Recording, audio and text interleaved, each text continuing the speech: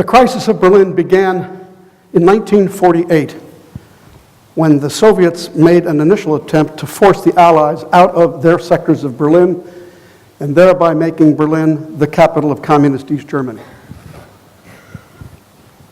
General Lucius Clay, who was then the senior U.S. military officer in Germany, allowed that was not going to happen and initiated an airlift whereby for 2.2 million citizens of West Berlin, they were kept alive and well by an airlift that was initiated by the United States and supported by Great Britain and France.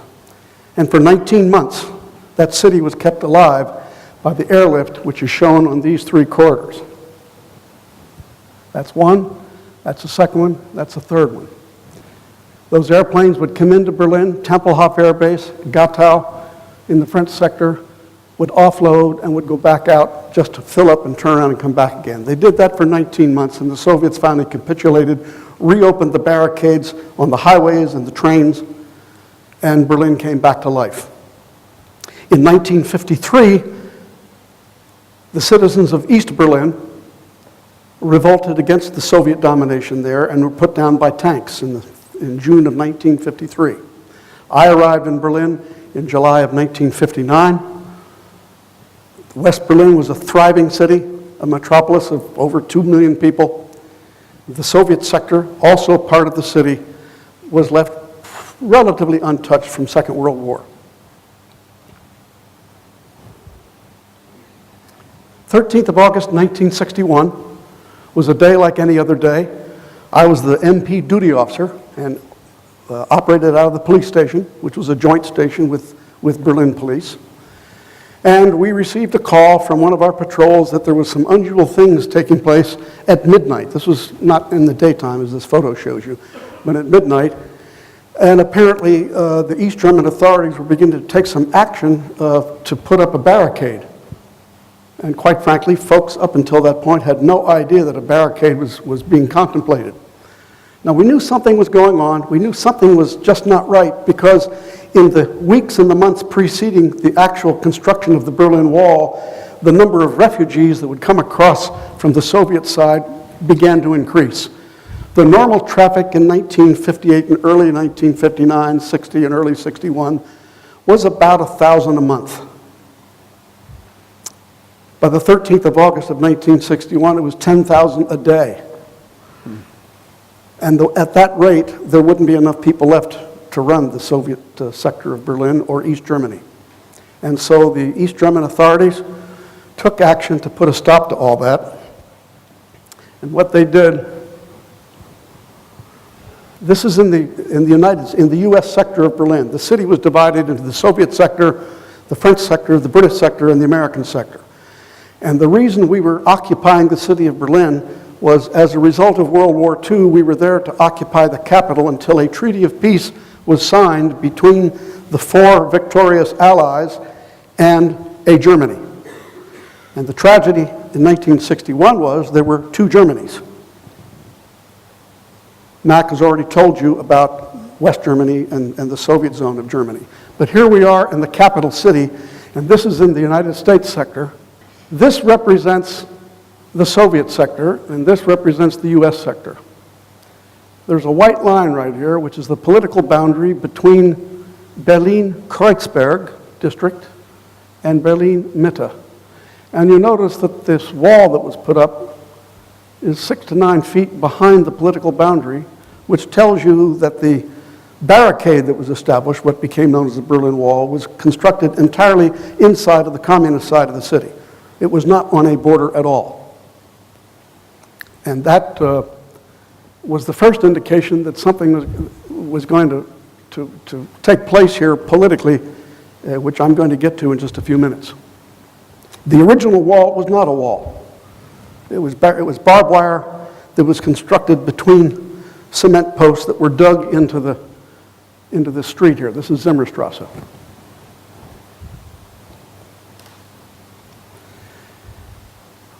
The first week of October of 1961, the East German authorities decided to exercise what they wanted to become an independent state by demanding to control all traffic that went into or exited from their sector of the city. And so they began a series of operations where any U.S. military vehicle that was operated by soldiers in uniform would be allowed to go through with no inspection whatsoever. But that Allied civilian vehicles, privately owned vehicles, operated by people in civilian clothes would be stopped and they would be forced to produce identification. According to the four power agreements which governed the occupation of Berlin and indeed all of Germany, this was an illegal act because in the occupied city of Berlin, the only authorities were the four allies. And I use that term loosely: Soviet, British, French, and American. And so what we began to do is take probing actions that would go into the city, into the Soviet sector of the city, to assert the Allied rights of free and unimpeded access between and among all four sectors. What this photograph here shows you is a confrontation that we had with the East German Volkspolizei, the People's Police, trying to determine what they were trying to do by stopping Allied vehicles, civilian vehicles. And their response to us was that we were going to exercise our authority, and my boss said, "You have no authority." That's my boss right there, Colonel Bob Sabalik, and I'm his interpreter here for this. And what Colonel Sabalik told the East Germans was that you have no authority, and that any time an incident like this occurs, we demand a Soviet officer. Usually, generally, on the cases before the wall went up, when an incident like that would occur, a Soviet officer would come and would tell the East German, "Let them go, you've got no authority to stop them." That began to change on the 22nd of October. The deputy chief of mission, the United States mission in Berlin, was a State Department official. The chief of the U.S. mission in Berlin was a major general, as was the British, as was the French, as was the Soviet. They were all major generals. Mr. Alan Leitner was the deputy chief of the United States mission. He and his wife decided to go to the opera over in the east side of Berlin in their little Volkswagen Bug, and they come to Checkpoint Charlie, and they cross over into the Soviet sector, and they were stopped by the Volkspolizei. Mr. Leitner directed his wife to leave the vehicle, walk back to Checkpoint Charlie, and report to the MPs, which she did. General Clay had been recalled to Berlin by President Kennedy because he was the hero of the Berlin airlift, and the Berliners loved him, they respected him, they admired him, and they felt as long as General Clay was there, the city was safe and secure. He directed a military police alert squad of 10 soldiers, armed with M14 rifles, to march into the Soviet sector through the barricades to surround Alan Leitner's car and return to West Berlin. This was done at 8:30 in the evening. The next day, we started a series of armed escorts of civilian vehicles with civilians operating it. I say civilians because they were in civilian clothes. They were all soldiers. To forcefully escort that vehicle, I did it again, into, that's the Neanderthal in me. I'm not used to all this modern mechanics. To forcefully penetrate into the Soviet sector of Berlin, to release the vehicle, to go about its business and do what it was going to do, and then if there was trouble on the way back, to go over and get them and bring them back into the American sector. Here you see a picture of my MPs escorting that vehicle through the barricades. These were the initial barricades, folks. Later on, they were replaced by a huge wall, but the original barricades were nothing more than baffles to slow you down. Escorted the vehicle through and turned him loose. Here you see them coming back again. We did that 15 times. Forcibly crossing into the Soviet sector to demonstrate our unimpeded access rights to any sector in Berlin. My soldiers were young 18 and 19-year-old draftees. I don't think there's anybody in this room that knows what a draftee is, but in the United States, we used to draft civilians into the Army, and we stopped the draft. It's now an all-volunteer Army, but in those days, draftees were the bulk of our Army, the private soldiers and the specialists. young 18 and 19-year-old soldiers. They were magnificent. They were in a political tinderbox. They were soldiers, they were diplomats. And here we are in the divided city of Berlin, which has been occupied since the end of World War II until a treaty of peace is to be signed with a unified Germany. And stuff like this is going on. The 28th of October, I'm at Checkpoint Charlie doing my business, and the tank company commander, U.S. tank company commander, is down there. We're smoking a cigarette. He had just sent the tanks back to Tempelhof Air Base, which is about 2 miles away from Checkpoint Charlie. And we see a bunch of tanks coming in our direction. Now remember, we've done these armed escorts, these insurgents into the Soviet sector under armed guard, and all of a sudden that tank company commander says, "Vern, go get my tanks and get them back here, we got trouble." Anybody here ever been to Berlin? You ever seen what rush hour is like on a Friday afternoon in Berlin? I mean, it's bumper to bumper, wall to wall people. In those days, when an MP vehicle with a blue light goes beep bop, beep bop, beep bop, people get out of the way. But in Berlin, when they see tanks, they disappear. They just absolutely get out of the way. There was no problem in getting those tanks back to Checkpoint Charlie. There were 5 of them, a platoon of tanks, and they were deployed at the Friedrichstrasse with their muzzles pointed over to the other side. Now, by the time I get back to Checkpoint Charlie, my boss, Colonel Sabalik, is now in the checkpoint, and he's talking to General Clay. General Clay says, "Colonel, what kind of tanks are they?" "General, they are T-54 Soviet tanks." "Are they Soviet tanks?" "Sir, we don't know, we can't tell, they've painted over all the bumper markings."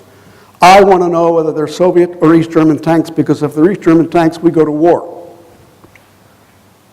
The colonel turns to me and he says, "Vern, take my driver and go into the Soviet sector, and I want you to identify those tanks as either Soviet or East German." I'm a 25-year-old lieutenant. Those are my orders. "Yes, sir." So we get in the car, we drive through the baffles, and we go back around, back behind those tanks, and we get out of the car, and we walk up to the back of the formation. There's nobody around. Unusual. Tanks, Berlin. I walk around the tank. They had painted over all the bumper markings. You could not tell just from look. There was no way to identify the tanks, except they were T-54s. So what does the lieutenant do when he's told to identify the tank? I climbed up in the tank, and I went down inside the tank, and there in the driver's panel was acrylic script on the instrument panel, and the driver was kind enough to leave a Red Army newspaper, and so the newspaper was under my arm. I climbed back out of the tank, jumped down to the ground, and that's when I see behind that tank right there was a group of soldiers getting a briefing. I told my driver, "Sam, let's go attend the briefing, see what they're doing." Spoke Russian in those days. He was speaking, whoever the leader was speaking Russian. But they were wearing black leather jackets with no insignia or no rank, nothing on. You couldn't tell. And they had these old Soviet-style leather tanker helmets on. Well, this Soviet leader looks up and he sees these 2 American MPs, and I don't know what he was saying, because I told my driver, "Let's get the hell out of here and get back to Checkpoint Charlie." So we got back to Checkpoint Charlie, and my boss said, "Whose tanks are they?" I said, "They're Soviet tanks." He said, "Well, how do you know?" And I told him, and he said, "You did what?" He said, "Here, you tell General Clay." So I told General Clay what happened. 18 hours later, the Soviet tanks pulled away, our tanks pulled back, and the crisis was over. To me, as a young lieutenant, I didn't feel, we called it a pucker factor in the Army. I didn't get a little nervous and excited about it till I got back home that night and realized what had happened. The seminal event in the Cold War of the Soviet Union facing the Western Allies occurred on the 28th of October 1961, when the Soviets sent tanks up to the border to demonstrate that they were responsible for the security of their sector and not the East Germans.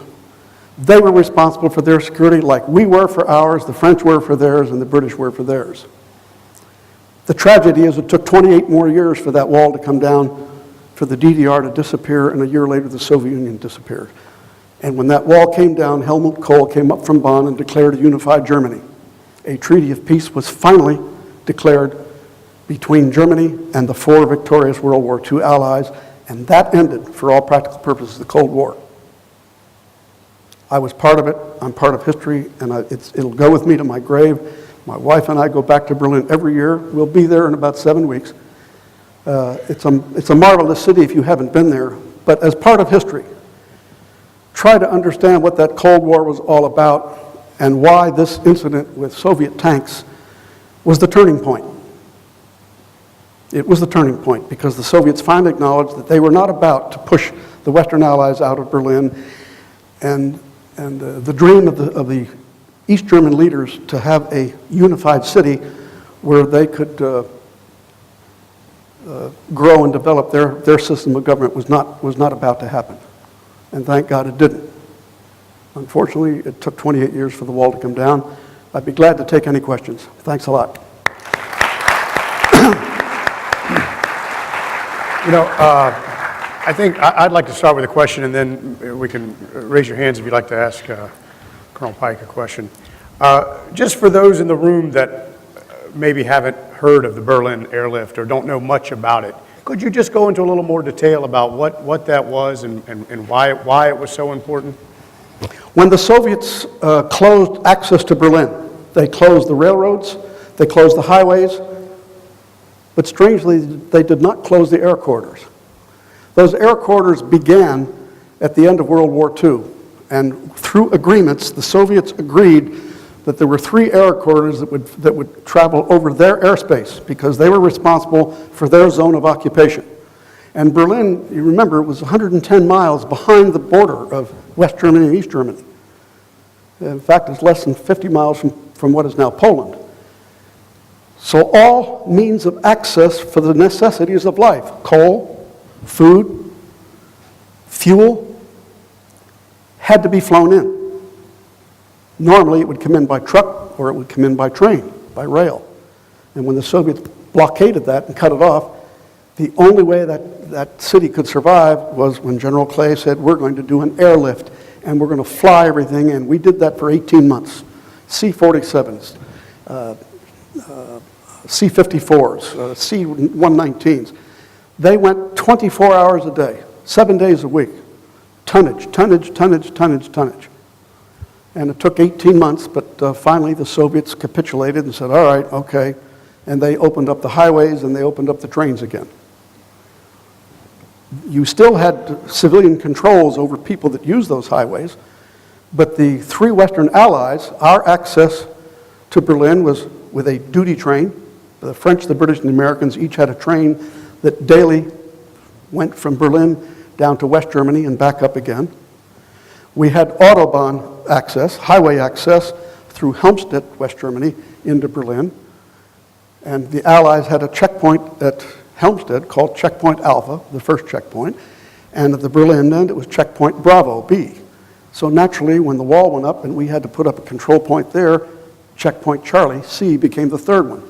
Now, the Soviets also they had 2 checkpoints on the highway.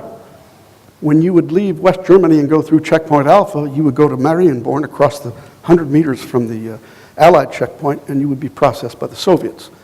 And then 2 hours later, when you came up to the Berlin end of the highway, you went through another Soviet checkpoint.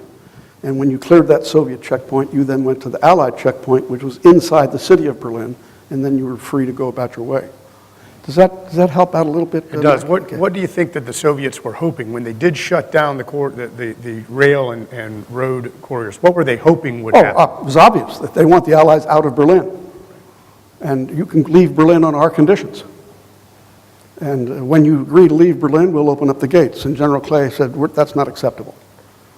And I will tell you that he had the unequivocal support of the British and the French in that move. It was a united effort.